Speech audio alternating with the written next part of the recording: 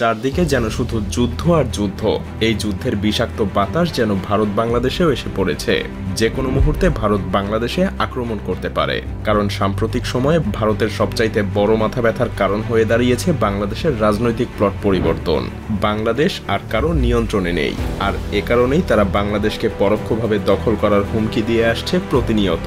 যদিও এগুলোকে রাজনৈতিক বক্তব্য বলেই উড়িয়ে দেওয়া যায়, কিন্তু আসলেই যদি ভারত এমনটা করার চিন্তা করে থাকে তাহলে কি পরিস্থিতি দাঁড়াবে? বাংলাদেশ কি পারবে পৃথিবীর চতুর্থ বৃহত্তম ভারতের মতো সামরিক দানবের মুখোমুখি হতে, নাকি নতুন আর একটা গাজায় পরিণত হবে? নাকি ভারত বাংলাদেশকে আক্রমণ করলে নিজেই বিভক্ত হয়ে যাবে, আলাদা হয়ে যাবে সেভেন সিস্টার? আজ চলুন সেই বিশ্লেষণই করা যাক। ভারতীয় সেনাবাহিনীর সংখ্যা প্রায় 13 লাখ, যা চীনের পর পৃথিবীর দ্বিতীয় সর্বোচ্চ সৈন্যের অধিকারী দেশ। তবে ভারতের সেনাবাহিনীর একটা বড় অংশ তাদের অভ্যন্তরীণ নিরাপত্তায় নিয়োজিত আছে। কাশ্মীর, মধ্যপ্রদেশ এবং পূর্বাঞ্চলের 7টা রাজ্যের, যাদেরকে আমরা সেভেন সিস্টার হিসেবে জানি, সেখানকার বিদ্রোহীদের দমন করতে ভারতীয় সেনাবাহিনীর একটা বিশাল অংশ সেখানে নিয়োজিত আছে, আর তাদেরকে সেখানে থাকতেই হবে। তা না হলে সেভেন সিস্টার সহ আরও বেশ কিছু রাজ্য বিভক্ত হয়ে যাওয়ার প্রবল সম্ভাবনা আছে। অন্যদিকে পাকিস্তানের সেনাবাহিনীর অ্যাক্টিভ রিজার্ভ সবকিছু মিলিয়ে সংখ্যা প্রায় 7 লাখের কাছাকাছি, যাদের একটা বড় অংশ সবসময় ভারতকে আক্রমণ করার সুযোগ খুঁজতে মুখিয়ে থাকে। আর এতে করে ভারতীয় সেনাবাহিনীর অন্ততপক্ষে 8 লাখ সৈন্য প্রয়োজন পাকিস্তান এবং নিজেদের অভ্যন্তরীণ সব সংকট মোকাবেলা করতেই। এখানেই শেষ না, ভারতকে অবশ্যই চীনের আগ্রাসন থেকে বাঁচার জন্য আরও 3 লক্ষ সেনাবাহিনী চীন ভারত সীমান্তে সবসময় মোতায়েন রাখতে হয়। কিন্তু অবশিষ্ট 2 লাখ সৈন্য নিয়ে ভারত যদি বাংলাদেশে আক্রমণ করতে চায়, তবে সেটা যেন ভারতের জন্য হবে নিজের পায়ে নিজের কুড়াল মারার মতো। কেন বলছি এই কথা? কারণ সামরিক বিশেষজ্ঞরা মনে করেন কোনো দেশকে দখল করতে গেলে সেই দেশের শক্তির চাইতে 3 গুণ সৈন্য থাকা প্রয়োজন। মজার ব্যাপার হলো, আপনি যুদ্ধ বিমান দিয়ে শত্রুর দেশকে শুধু ধ্বংসই করতে পারবেন, কিন্তু দখলে নিতে গেলে অবশ্যই আপনাকে সেখানে মোতায়েন করতে হবে পদাতিক বাহিনী। আর তাই ভারতের 2 লাখ সৈন্য দিয়ে বাংলাদেশকে দখলে নেওয়া সম্ভব না, কারণ বাংলাদেশের সেনাবাহিনীর সংখ্যাও একেবারে কম না। আর তাই বলাই যায়, এই পরিস্থিতিতে ভারতীয় সেনাবাহিনীর জন্য বাংলাদেশকে আক্রমণ করা অসম্ভব হয়ে দাঁড়াবে। তবে এখানে চীন পাকিস্তান নিজেদের স্বার্থে ভারতকে সীমান্ত থেকে দূরে ব্যস্ত রাখতে বাংলাদেশকে অস্ত্র দিয়ে সহযোগিতা করার সম্ভাবনা অনেক বেশি, যা ভারতের জন্য কাল হয়ে দাঁড়াতে পারে। কিন্তু ভারতের সক্ষমতা কিন্তু এখানেই শেষ না, কারণ তাদের আছে পৃথিবীর অন্যতম আধুনিক এবং বিশাল শক্তির বিমান বাহিনী। তবে মজার ব্যাপার হলো, তাদের সেখানেও রয়েছে বেশ দুর্বলতা, কারণ তাদের পর্যাপ্ত যুদ্ধ বিমান আছে ঠিকই, কিন্তু লজিস্টিক সহযোগিতা করার সক্ষমতা অতটাও নেই। কারণ ভারতীয় বিমান বাহিনীর কাছে মাত্র 10টা হেভিওয়েট পরিবহন বিমান এবং 30টা মিডিয়াম ক্যাটাগরির লজিস্টিক বিমান রয়েছে। অথচ ভারতের মতো একটা বিশাল দেশে সৈন্য এবং রসদ মোতায়েন করতে এই কিছু ট্রান্সপোর্ট বিমান কোনোভাবেই যথেষ্ট হবে না। যেমন 2020 সালে চীনের সংঘর্ষের সময় ভারতের ট্রান্সপোর্ট ফ্লাইটের অভাব স্পষ্ট হয়ে উঠেছিল। বেশ কয়েক সপ্তাহ সময় লেগেছিল ভারতের সৈন্য এবং সরঞ্জাম মোতায়েন করতে। এর ফলে বাংলাদেশের বিরুদ্ধে যুদ্ধ করতে গেলে ভারতের বিমান বাহিনীর লজিস্টিক ফ্লাইট কোনো বড় ভূমিকা পালন করতে পারবে না। তবে ভারতীয় বিমান বাহিনীর কাছে প্রায় সব মিলিয়ে 500টা যুদ্ধ বিমান আছে, এবং এতে কোনো সন্দেহ নেই এত সংখ্যক বিমান দিয়ে তারা অল্প কিছু সময়ের মধ্যেই বাংলাদেশকে ধূলিসাৎ করে দিতে পারে। কারণ বাংলাদেশের কাছে এমন কোনো শক্তিশালী যুদ্ধ বিমান নেই যা ভারতীয় ফাইটার জেটগুলোকে মোকাবেলা করতে পারবে। সেই সাথে নেই তেমন কোনো শক্তিশালী আকাশ প্রতিরক্ষা ব্যবস্থা। তবে এখানেও ভারতের জন্য বিপদ রয়েছে, কারণ ভারতের বেশিরভাগ যুদ্ধ বিমান কাউন্টার স্ট্রাইক মিশন পরিচালনা করতে সক্ষম না। হ্যাঁ, ভারতের কাছে আছে 270টা SU-30, এছাড়াও MiG-21 এবং জাগুয়ার ফাইটার জেট। কিন্তু মজার ব্যাপার হলো, এগুলো বর্তমানের আধুনিক যুগে কিন্তু বেশ পুরনো মডেল।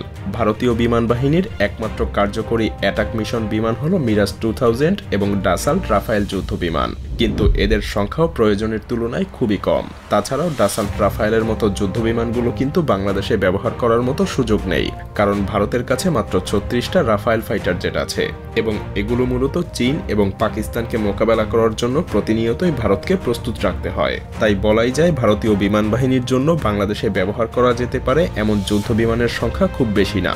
ভারতের বিমান বাহিনী একদিকে যুদ্ধ বিমানের সংকটে ভুগছে, ভুগছে, অন্যদিকে পাকিস্তানের কাছে রয়েছে বিপুল সংখ্যক জেট এবং F-16 যুদ্ধ বিমান, যার সামনে ভারতীয় রাফায়েল যুদ্ধ বিমানও যথেষ্ট কার্যকরী হওয়ার সম্ভাবনা খুবই কম।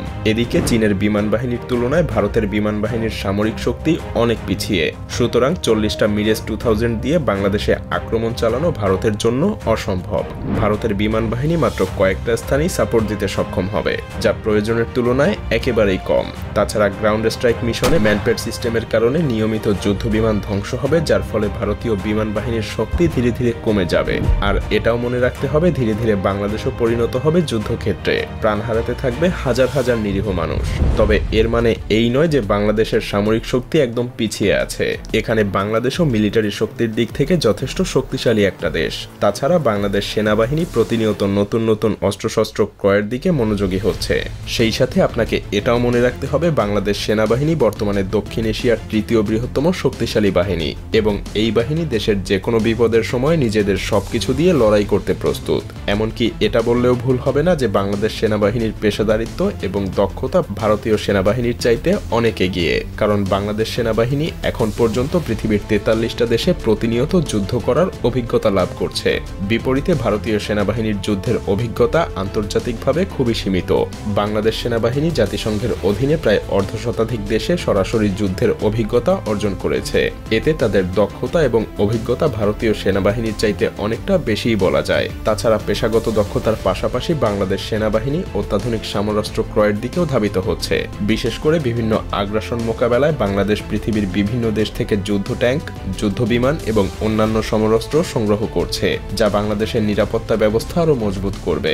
এমনকি বাংলাদেশ তুরস্কের কাছ থেকে বেশ কিছু সংখ্যক বর্তমান পৃথিবীর সবচাইতে অত্যাধুনিক ড্রোন বায়ারাক্তার TB2 কিনেছে। আরও কিছু সংখ্যক কেনার জন্য চুক্তিও করেছে, যার মাত্র 50টা দিয়েই ইউক্রেন হাজার হাজার রাশিয়ান যুদ্ধযান ধ্বংস করেছিল।